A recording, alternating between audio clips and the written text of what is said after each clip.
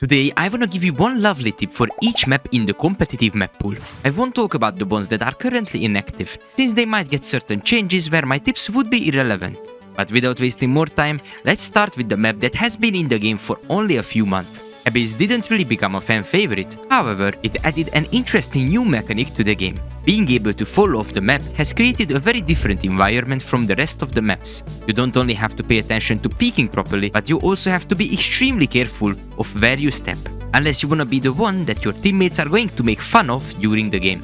But for the trick I am about to share, you will be risking falling down to the depths. On the A side, there is a possibility to surprise your enemies when they are pushing up. If you are playing Jet, for example, you can updraft and dash to shoot at the opponent from a very unexpected angle. Well, this isn't really new information, but did you know that you can actually do this with any agent? Normally, you would have to combine it with a breach stun or some flashes to give you more opportunities of coming out on top. Now that you're gonna be cooking on Abyss, let's move to our next map. Ascent, as one of the OG maps, can't really offer too many new ideas, but there is one simple trick that can win you rounds and eventually games, and the majority of people still don't do it. Ascent being a very defensive-sided map, you will have to play default a lot. Since B-side is normally locked down by a heavy-util sentinel, entering there can be quite painful. The A-side entrance is really narrow, so holding it down isn't that big of a deal either. Mid would be your only option, but if they just put an operator there, you are doomed. Because of these factors, fighting for space in mid is crucial. Many times, defenders will try to claim bottom mid to have even more control or to have a sneaky peek at the mid lane guys. You can avoid this by smoking deep on mid. What this will accomplish is that if anyone wants to take that space, they would have to push through the smoke. But what if they actually do it successfully and they are waiting for someone to walk in there? This is where the trick comes in handy. After the initial deep smoke on mid, we will shoot a dart on bottom mid. It will have to land high up on the wall, so it will actually clear the wall space. If anyone was brave enough to push in there, they will be revealed, and the teammates on top mid will have an easy time wall banging and getting a frag. Like this, you not only claim the space back, but you also potentially get an opening frag, which is crucial, especially on the defensive-sided maps.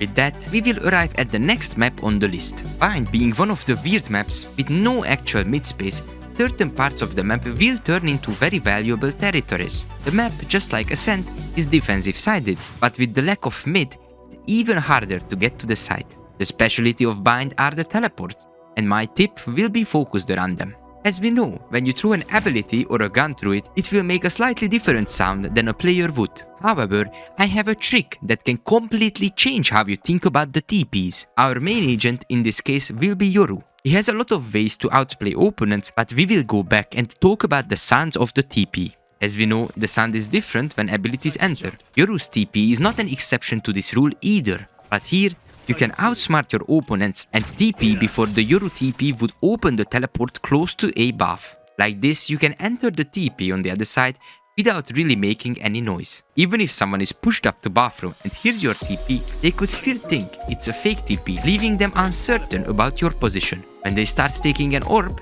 you can flash out and surprise them. The possibilities are endless. Now let's move on to a map that has 3 different sites. Haven is also part of the OG club, being in the game for ages. There are many different tactics you can do as an attacker. Rush A or even split it. Try to take C long and push while not getting one-tapped by the operator. One thing is for sure, most of the engagements you will take are going to be at long range. The map is quite big, so it favors the use of guns and tactics where we are far away from each other.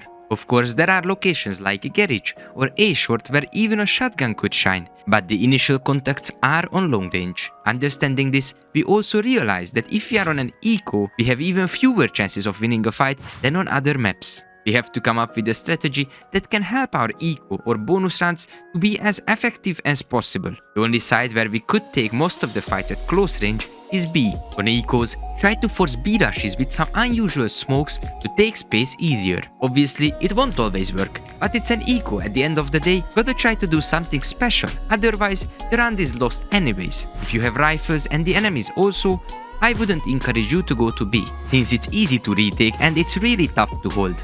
People can come from flank, from A or ceiling, but on eco rounds, when you have worse guns, going B can be a great idea. And now, it's the perfect moment for you to subscribe to the channel as we will try to reach 3000 subs before the end of the year. Last week's goal was 2600, but you guys smashed it. If you wanna further support the channel, check out the membership section for additional goodies. And now, let's get back to Sunset, where we're gonna talk about a door. But before I explain why this door is the single most important thing on this map, I have to give you some context. This map is very similar to Split or Ascent, since it has A and B entrances straight to the side, while it also has a mid space that connects the two. On maps like this, mid is almost always a crucial part of the battlefield. If entering A is tough because of potential spam or narrow entrances, you would try B. But B side doesn't offer anything different either, once again an entrance where you can get held down with ease. Since you are a smart guy, you will decide to play your only option, mid. In this case, you have the opportunity to split the enemy into two different groups, where you will have a number advantage either way. This is extremely powerful and can get you a bunch of rounds. However, your opponent who is defending is also big-brained. He decides to close that door every single time at the beginning of the round. What will this achieve? The possibility of sneaky flanks through market is gone. You either try to fight top mid and then hit a side, or you need to break the door to have more options to go towards B. This also alerts the defenders, and they will pay more attention to market, making it really tough for you to entry. All of this makes the round way more complicated for attackers and creates an uncomfortable situation. Obviously, if the defenders decide to fight for mid, in that case, you don't need to close the door, but it carries more risk in general. If the idea of taking mid doesn't work out for the defenders, or they lose some fights, with the man advantage and open door, attackers can take space very quickly. The next map I am going to talk about is Pearl. This map is huge, but it's a great one, since it has a lot of ways to be played both on attack and on defense. There are certain weaknesses of the map that can be exploited if you don't pay enough attention. But today, I am focusing on the B side. This side is really weird with the long, straight and quite open space that leads you to it. With a proper rush, it can be taken really quick.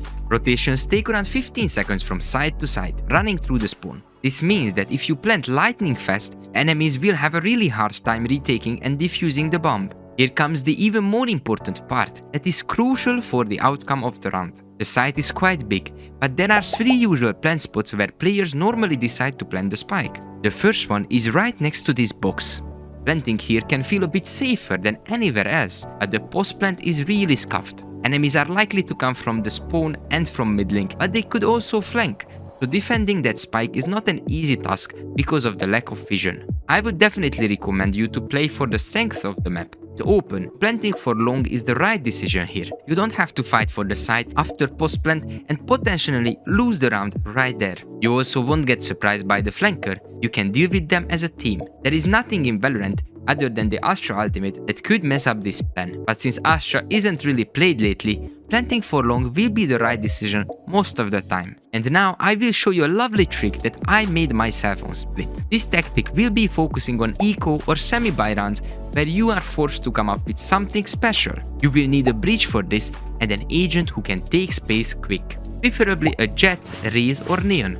At the beginning of the round, you need to put a smoke on A main. This sounds really weird, I know, but the idea is to cut off the line of sight for the enemy. With this, you also deny them easy frags thanks to the long range, where their vendors would easily outperform your eco guns. Your breach has to stay in sewers.